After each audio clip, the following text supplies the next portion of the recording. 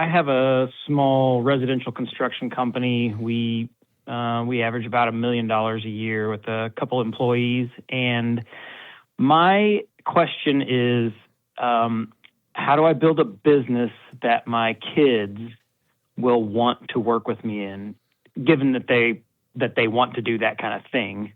Obviously, if they want to be a engineer, they're probably not going to work for me. But like, how do I build a business that they will want to be a part of?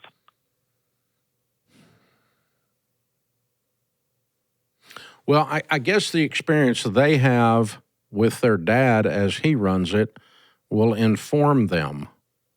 Mm-hmm. So if they never get to see their dad because of the business, they'll learn to resent the business. Right. If their dad comes home frustrated and angry and cussing every night, well, who would want to be part of that? Mm-hmm. You know, and so, you know, are you enjoying yourself? Does it give you meaning? And are you enjoyable to be around while running this business? And there's times I qualify for that, and there's times I don't. It throughout the scope of 35 years of doing this Ramsey thing, okay?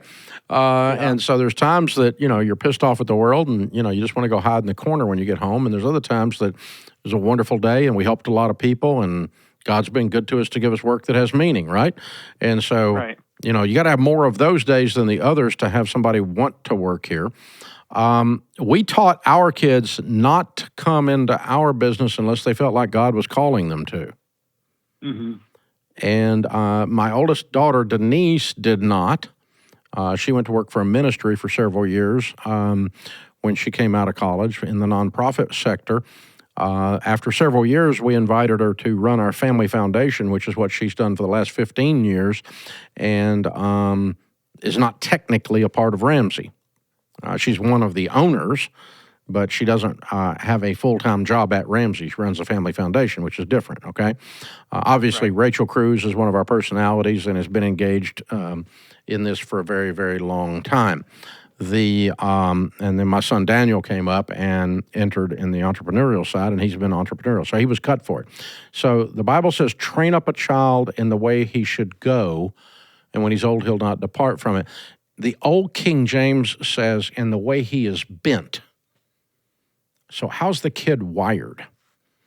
If the kid is wired in such a way that they need to be an artist, then they don't need to be running a construction company, right? Yeah. And so if the kid is wired in such a way that they need to be a speaker and be on stage, they need to be Rachel, but she doesn't need to be running the gears of Ramsey because she hates that kind of stuff. Yeah. And Daniel doesn't want to be on stage either, by the way.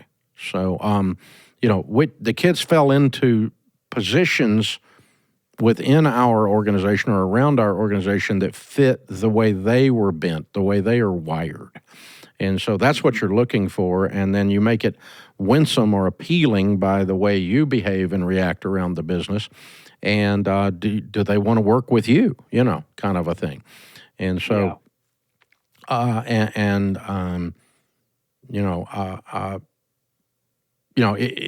so if you're going to build a generational business, you have to build a generation. And so one of the things we found as we've investigated family business, studied it for probably 20 years now, off and on, and that family businesses are no more functional than the family is functional. A dysfunctional family will 100% of the time create a dysfunctional family business. Yeah.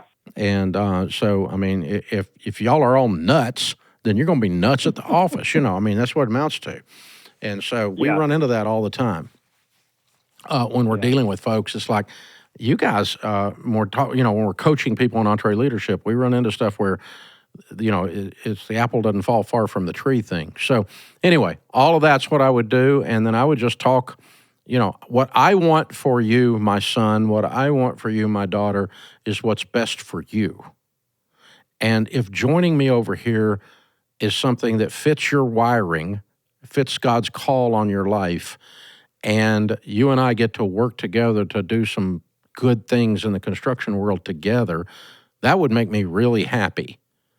but I'll be happy if you're successful doing something else also. My happiness is not, my love for you is not contingent upon you working here, you know. Yeah. And part of my main impetus for this is that, I mean, I'm a bit of an older father, and I don't really want to just see my kids on holidays and stuff. And if I could be with them in something daily, like that's part of my, I guess my question could be more like, as you saw your kids, their tendencies and where they were bent, did you suggest to them, you have these tendencies, you could do this for Ramsey? Yeah. Rachel, I did immediately. I mean, Rachel was on stage doing stuff at 15 years old. And so when she was home on summer break from college, we had her doing speaking gigs. But she's the one that we discovered her fit the earliest of the three. She's the middle kid. But we knew early what she was going to do. But, I mean, this is the kid that came out of the womb with a cigar and a bottle of champagne. She was ready. You know, she was ready for the stage the day she was born.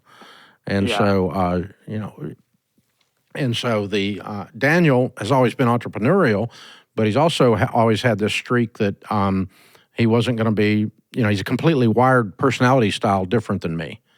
And so he couldn't visualize himself doing what I do from the CEO perspective because he doesn't function like I function. And so he's calmer, much calmer and wiser and all that kind of stuff. So, and so that's, you know, it took him a little while longer to find that groove, so to speak. And and I had to just lay back and let it happen, which was really kind of hard, to be honest with you. Because I knew the more I push, the more I'd push away rather than in. Yeah. So how many kids you got?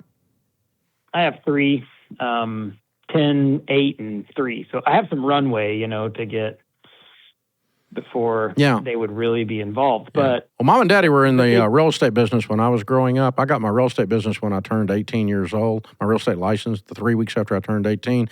Dad built some houses while I was growing up.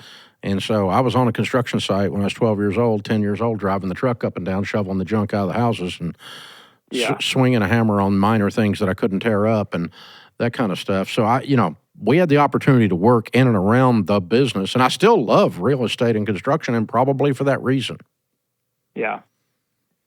And I do kind of some of the, like, I take them with me at times, and, you know, when I feel like it's maybe something they will enjoy, or sometimes it's just whenever you have to go with me, your mom needs some time away from you. I'm going to put you to work today. That kind of thing. So, cool stuff. Hey, I'm going to send you a copy of the book, Building a Business You Love, The 5 Stages of Business. The 5th stage in business is the succession stage, the legacy stage.